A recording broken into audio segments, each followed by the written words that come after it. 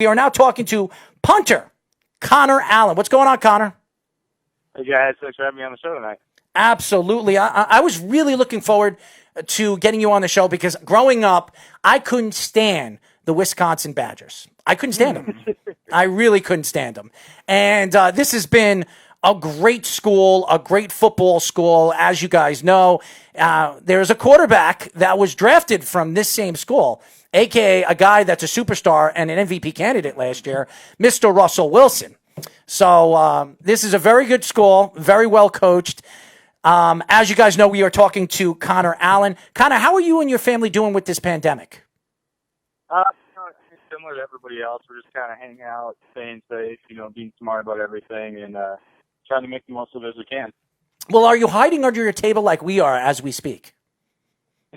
I'm in the basement of my house, if that counts. Well, there you go. I mean, you have to hide behind something. Maybe you'll hide in your closet or something with all your T-shirts or your shirts, or your sneakers. Maybe you're a sneaker collector like I am. Or Antoine Harris. Or Antoine Harris, yes. We had Antoine Harris the other day. Yeah, he was actually promoting his sneakers, so I'm going to be buying those as well. So there you go. We have ex-professional football players, hopefully soon-to-be NFL players that are going to have their sneakers, their jerseys, or whatever the heck they collect. That'd be perfect.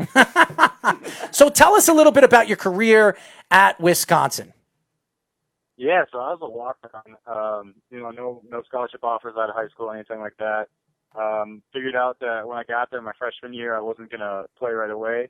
So I, found that if I could learn how to hold for field goals and PATs, that I could earn myself a spot on the travel roster and possibly play the next year.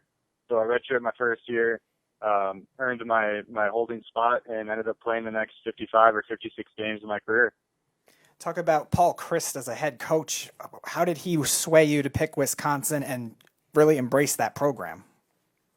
Honestly, it was my dream school from being a kid. Like I've grown up a Badger fan. I've always dreamed of playing football at Wisconsin, so it was truly a dream come true for me. When you look at some of the players that you played against or even played with, who stood out to you the most as a teammate or who you played against? I would say JT honestly stood out the most. He's just like the most hyped up guy that I've ever played around, in all honesty, and he's truly super, super down to earth, if you know him, and a truly great teammate, a really smart guy. Works his butt off every day, every night. So it's truly the perfect team player, somebody that you really want to be around all the time. What was your favorite part of watching him play? Because he was one of the most electric college running backs, really, definitely in recent memory, and his stats are one of the best all time. Yeah, it was just during the games you'd be watching, you had to be ready at all times because you never know when he's going to break one for a touchdown. He could be at the 20-yard line and all of a sudden we're going 80 yards for a TD, so you got to be ready at all times when he's on the field. When you talk about Wisconsin, Connor, and you know about the Badgers and you know what they do, how they recruit players, they've been known for defenses over the years. This is also for their basketball. What stood out to Wisconsin all those years that you wanted to play for them? I think it was the culture they have there. So, being a Wisconsin kid, that's the only D1 program for football in Wisconsin, which I think, gives them an advantage in a way compared to like the Alabamas. There's multiple schools down there. In the Floridas, there's multiple schools, but Wisconsin, that's the only one for us. So that's kind of, as a Wisconsin kid, that's the ultimate goal. But then they're just always constantly bringing in great people, great guys that are all about the team. There are no me guys like you might find at some other schools. I think that's, courtesy of Coach Chryst and his staff is doing a fantastic job recruiting the type of player that they want to have there to continue that great culture we have. We are talking to former Wisconsin Badger punter Connor Allen. Connor, talk about the Big Ten now. Do you think that the Big Ten has been kind of undervalued when everyone talks about the power conferences with the SEC? Do you think it's undervalued? And also, who is the toughest opponent in when you come to opponents that you faced? What was your most looking forward to facing in the Big Ten? I think the Big Ten is definitely overlooked as a Power 5 conference. When everyone's always like, oh, the SEC is the greatest thing alive, but there's a ton of great teams in the Big Ten that I think in the past, 5 to 8 years have really shown how strong of a conference it really is. When you look at the Ohio State, obviously, Wisconsin, you got Penn State. You know, those three teams kind of, you know, top it off, and they're always in the Big Ten championship, always reaching for a playoff berth, you know, among the country. So I think you can't really overlook the Big Ten in that aspect anymore with the type of teams we're putting out every year. As far as my favorite team to play against, I would definitely say Minnesota. The deep hatred for Minnesota, being a Wisconsin kid and being a Badger, so it's always fun to play them and keep the axe where it belongs. Now, Connor, as a punter, I don't know much about punting. Never tried to punt a football. I did play football in high school. I was a pretty good corner. I was a pretty good wide receiver, but I wasn't a punter. And I tried to punt quite a few times. I am terrible, okay? I am absolutely terrible, and I can't play soccer for my life. Those are two things I cannot do. Kicking things is not what I'm good at, okay? So just so you know that. What drove you to be a punter? I mean, seriously, I mean, when you look at the aspects of the game and really the drive of the game, and I believe punting is as important than any position in football, especially in professional football, because if you have a good punter, you can put it where you want it in certain aspects of the game, and it can change the game, change the speed of the game by just punting the ball. So what made you want to be a punter? Were you a soccer player? What drove you to do that? I actually never played soccer growing up. I might have played for maybe like half a season, but it just really wasn't my thing. But you know, I worked at it as I was younger, and my dad had me do these punt, pass, and kick competitions that they do all over the country. And I think practicing for that, I figured out I was actually pretty good at it. And you know, over the years, you see the value that it adds to the team. You know, all throughout like middle school and high school football, it played a big role in our success as a team, especially in high school. You know, being able to control the field position.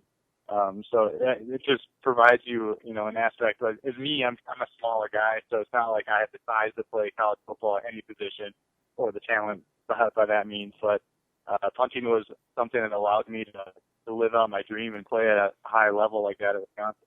Did you win any of those punt, pass, and kick competitions when you were a kid? And if so, did you win multiple? I made it to Lambeau Field, which is like the final thing on one year, but I ended up losing in that final. But it was pretty cool to go there.